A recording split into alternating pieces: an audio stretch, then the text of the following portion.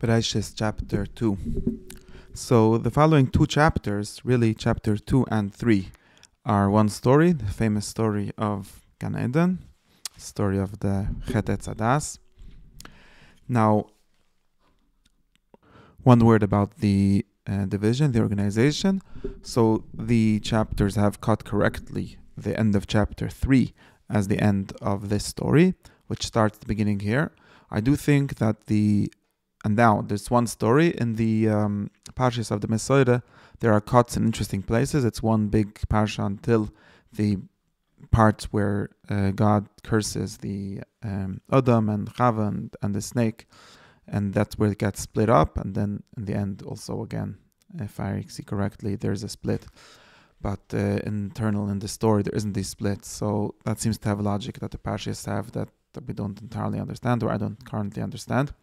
In any case, the chapter divisions have split up this story in some kind of logical way, since the first half talks about the creation of the man and the woman, and then the second part talks about the sin, the eating of the etzadas, the tree, the fruit of the tree, and what happened after that. The only criticism, which I think is correct, on how the chapter split it up here is that they split it in almost the right place, but not entirely the right place, since chapter 3 begins, the snake was naked, or maybe you can translate as shrewd. That's, I think, an explicit play on words where the same word means the same, both.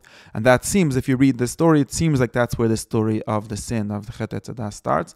But if you actually read it better, you'll see that it's not really where it starts, because it starts in one pasuk before that, which in the chapters is still the end of chapter 2, which is Vayu Shneim Arumim, they were both naked. And then part of the story is how after eating from the etzadas, they realize that they are naked. So that's where I cut up the story in my organization.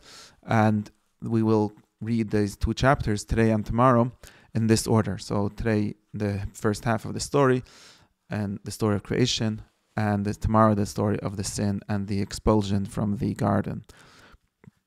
Now, to make some sense of the story, this is, of course, just like the first chapter of Breishis is a archetype for many different parshas in the Torah, which we can see, and it has the structure of the 7-day week, which we live in to this day.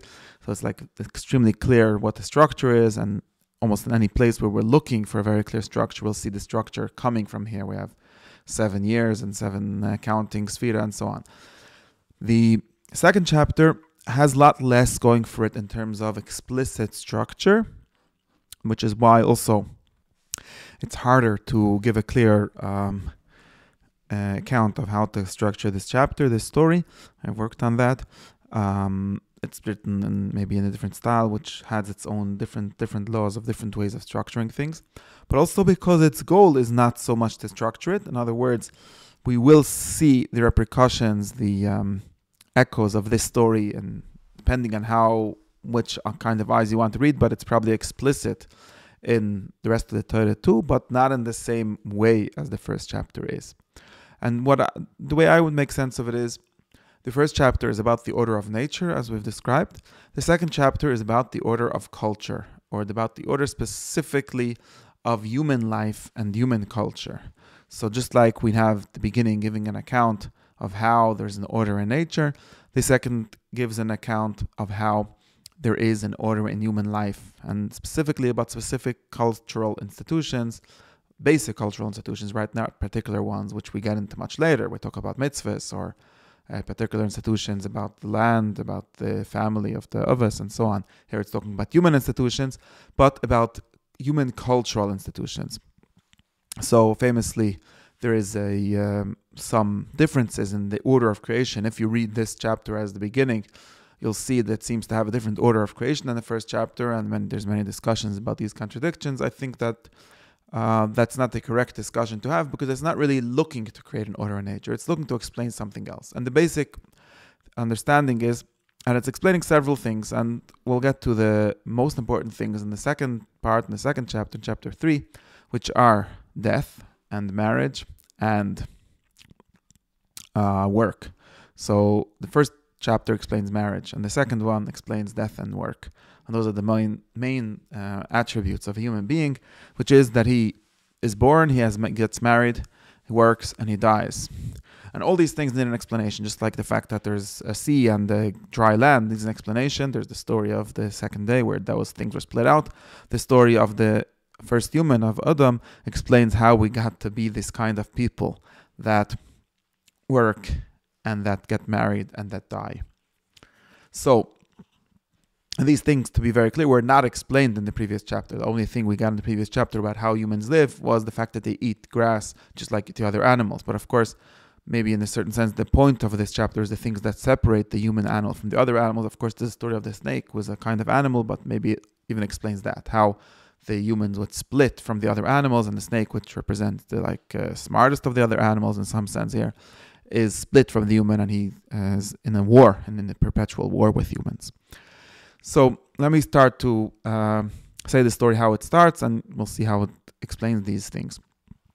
So we got a header, very clear header. I think it's a very clear header to this story, or maybe until the next time there's such a header, Ella told us Adam. Maybe it includes also the stories of Cain and Hevel in chapter 4.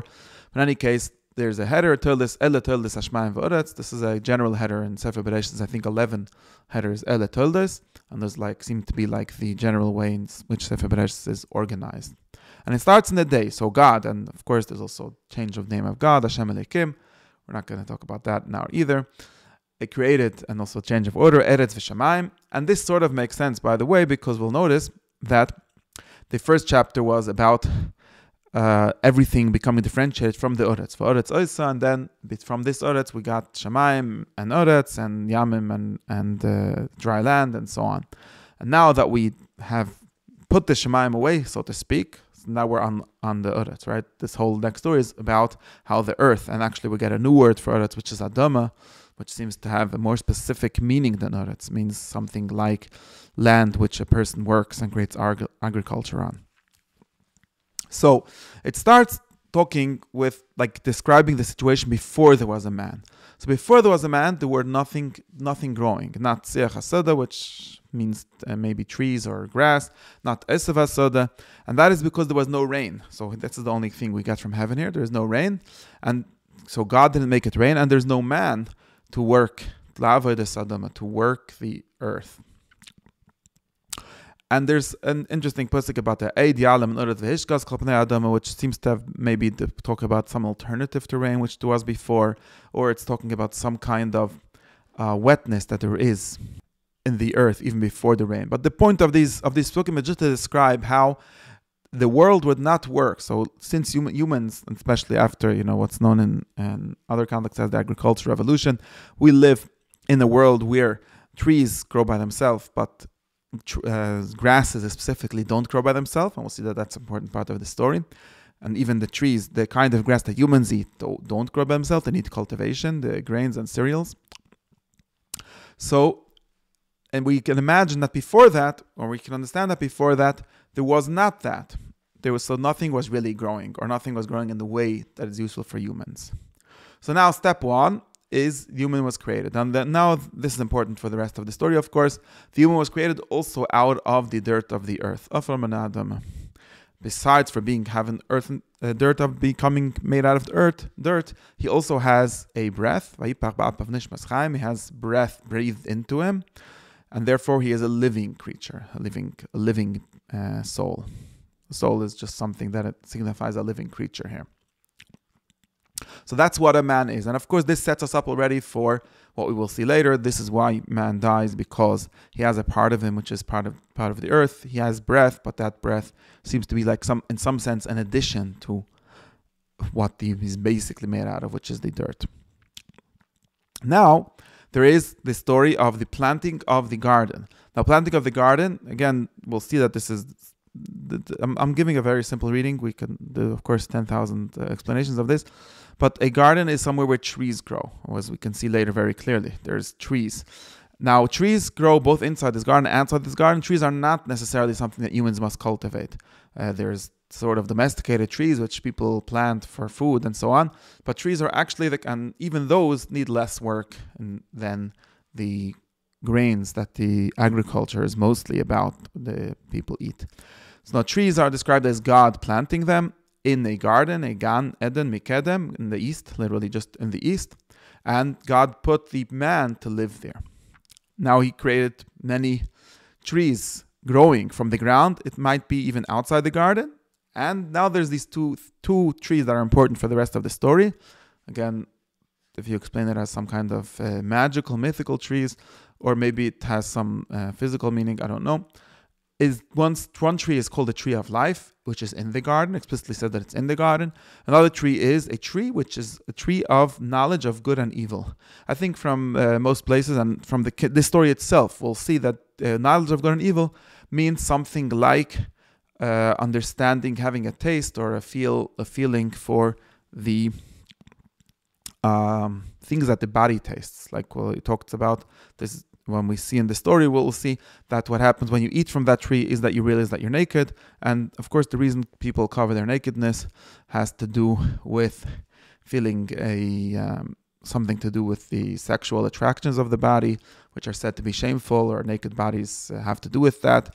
And of course, it requires a certain, it's called knowledge here. It's basically what you get when you grow up, right? Like little children who live in a certain sort of garden, who don't have that task, they're not ashamed of their nakedness. When you grow up, you start being ashamed of your body. And that seems to be something which Etzadas is connected to. Now, there's a story or a description. This is also like background for the story, or background for how there's like some parts of the world that humans live in, which has fertile places and places where trees grow with very little work or with almost no work. And that has to do with rivers. So there's a river coming out from Eden, which is apparently a name of a place. It waters the garden, and that garden is like God's garden. That's where things perfectly grow. And then after that river separates into four. Everyone can see rivers, they start in one place and often separate. Of course, then they come back all into the ocean. And then there's these names of four rivers, of which at least most of them are clearly identified. We know what these rivers are. We don't know how these four rivers are supposed to all come out of one source. At least maybe two of them. We can explain that. We can see that. But this is the story that we have here. Pishon is the first river. Gichon is the second one. Hidekel and Pras, those two are clearly identified. The first two are less clearly identified. They might seem to be parts of the Nile. But in any case, these are the four like great rivers. And of course, civilization grows up around rivers. So, and because of how they create things growing around them and so on. But it seems to be less important to the rest of the story. These rivers, it seems to be connected with the idea of like there being different ways in which water. So we have water that comes from the heavens, from Himter Hashem Lekim, where God creates rain, and it comes down. And then there's rivers, which are some kind of more stable thing that it creates, right? Because a river means that there's some yearly cycle. It's a river, of course, are just the rainwater accumulated from the mountains and so on. But it's something which is more reliable, and most civilizations grow up around rivers. Now, but in any case, this is all the creation. So that we have the creation of a man, we have the creation of water that somehow waters the dirt, and the man is created of this dirt also, and the creation of this garden with trees, the planting of trees.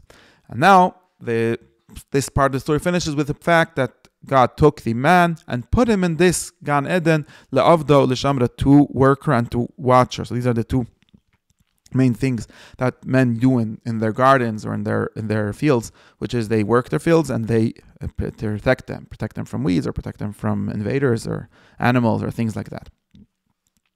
Now there's one important thing. This is the first time and the primary time in the story we have a commandment. God commands unto the person, He puts a commandment on him to say that he can eat any of the trees besides from this tree called Das Tevera, because he will die in the day that he eats it. Now, of course, we'll find out tomorrow how he does eat and does not die that day. Maybe it means that he will become mortal, but then we have to understand that humans didn't die before that. I don't think that's a very reasonable understanding, or it's not an only reasonable understanding. It seems to be literal, meaning there's just the language of he will be punished by being killed, but doesn't actually get that punishment that God promises him. What he does get is the consequence of eating from this Etzadas Tevera, which we'll see. Now we have the story, just like we had the story of the creation of man. So in any case, this didn't really explain anything, it just set the stage for something. Now we have the story of the creation of man. So we have first God, and this is something very interesting, very unlike the first story, but very like many stories later, where instead of having just this perfect creation happening because it's good, we have a lack identified, there's something missing, and it literally starts loy toiv. This is where the first loy toiv, right? Everything until now was toiv. Now is loy toiv. Here is adam levadi. It's not good for man to be alone. It needs to have a helper, again, a helper against him. It just means a helper for him, right? Now, in other words, there's this identification of a lack and needing to be solved. And that's actually how, like I said, the order of nature doesn't work this way, but the order of culture, humans definitely work this way. So when we describe God as creating humans, it's going to always be described as noticing that something is off, there's something missing, and trying to fulfill that lack, to fill it up. And now we have a description of how the man discovers this lack. It's very interesting because, like I said, the order of the story here seems, and this one of the big questions, like how this next part comes into the whole story. But it seems like this Vayomer Hashem Lekim, how God said, to who did He say? Doesn't say to who He said, or what does it mean? Earlier when He says Vayomer, it's like Him commanding the world to come into being. But here's Vayomer, who is He saying it to it? And possibly we'll see such things later in the story of the Mabul, and later there's many of these kind of dualities where God says something, and then there's a story here on earth where you could see how we realize that God must have said this. And the way we realize this is like this. So now there's another question. I said that there's three main things that people do, which is they get married and work and die. But there's another thing that people do, and this is very much connected also to what God did in the first story. People give names to things. Now animals have names. It's interesting that trees, there's two named trees, or maybe there are kinds of trees, this Etzachaim and Etzadas. But trees don't seem to have being very important in these stories. They don't seem to have names, or even kinds of trees. But animals, maybe even kinds of animals, or maybe even specific animals, have names. Humans, of course, have names. Now, who called them names? We know that the names of Shemaim, Eretz, and Yoim, these all were given by God in the first 3 days of creation.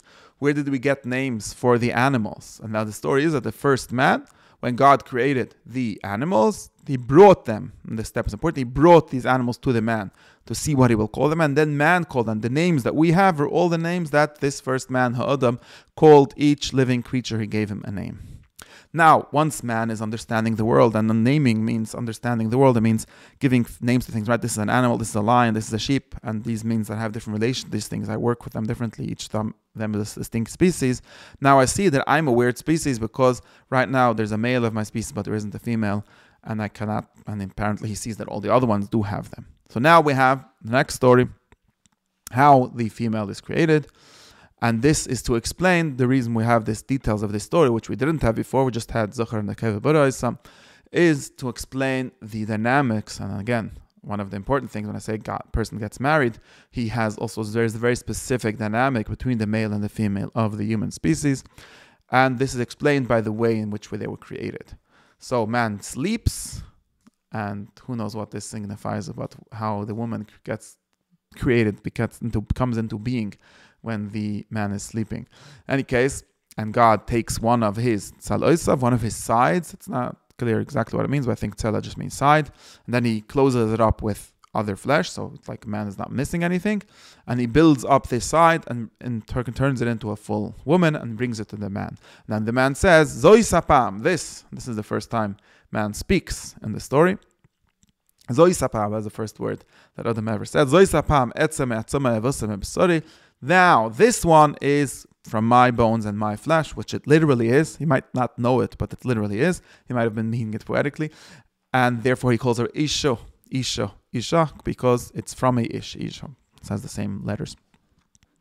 And then Pasuk explains, this is the explanation for why a man, each Ish, leaves his parents and goes to his Isha, because she is from him. That seems to be the explanation, in other words.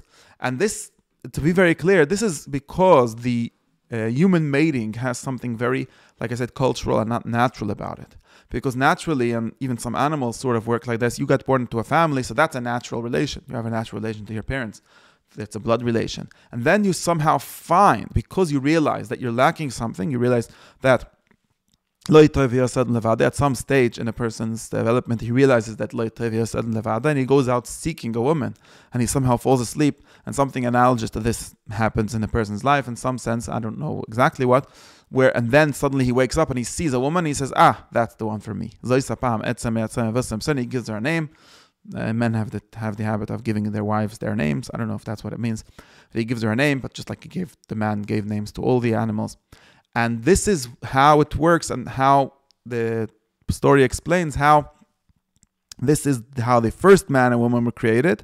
Of course, they didn't have parents, so slightly different with them leaving their parents, but they leave something in the sense that there was first a lack, and then he found his wife, and then she become him. They become one flesh because they were one flesh, because they were created. She was created out of him.